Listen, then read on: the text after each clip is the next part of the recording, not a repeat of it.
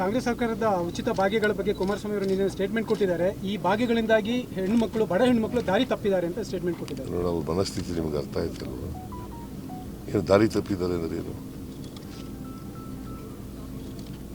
ಹೆಣ್ಮಕ್ಳ ಬಗ್ಗೆ ಅವ್ರಿಗೆ ಇರ್ತಕ್ಕಂಥ ಭಾವನೆ ಹೇಗಿದೆ ಅನ್ನೋದು ಗೊತ್ತಾಯ್ತಲ್ಲ. ದಾರಿ ತಪ್ಪಿದ್ದಾರೆ ಅಂದ್ರೆ ಏನಯ್ಯ? ಸ್ವಲ್ಪ ನೀವೇನಂತ ಅರ್ಥ ಮಾಡ್ಕೊಂಡಿದ್ದೀರಿ? ನಾನು ರಾಜಕೀಯವಾಗಿ ಅರ್ಥ ಮಾಡ್ಕೊಳ್ಳೋದು ಬೇರೆ, ನೀವೇನಂತ ಅರ್ಥ ಮಾಡ್ಕೊಂಡಿದ್ದೀರಪ್ಪ ದಾರಿ ತಪ್ಪವ್ರೆ ಅಂತಂದ್ರೆ ಏನು? ಮತ್ತೆ ಒಬ್ಬ 2 ಸಾರಿ ಚೀಫ್ ಮಿನಿಸ್ಟರ್ ಆಗಿದ್ದವರು ಈ ಥರ ಹೆಣ್ಮಕ್ಳ ಬಗ್ಗೆ ಮಾತಾಡಿದ್ರೆ ಜನ ಸಹಿಸ್ಕೊತಾರ? ಇದನ್ನ ಹೇಳಿ ನೀವೇ.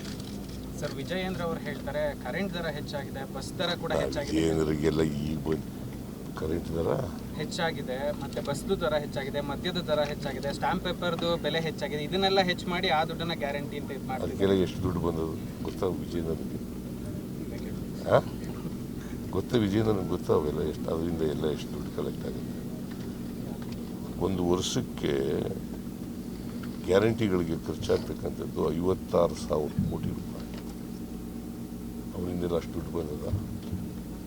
ಬೆಂಗಳೂರಿನಿಂದ ಮಂಗಳೂರುವರೆಗೆ, ಬೀದರ್ನಿಂದ ಚಾಮರಾಜನಗರದವರೆಗೆ ನಿಮ್ಮ ಸುದ್ದಿ ನಿಮ್ಮದೇ ಭಾಷೆಯಲ್ಲಿ ಕರ್ನಾಟಕ ತಕ್.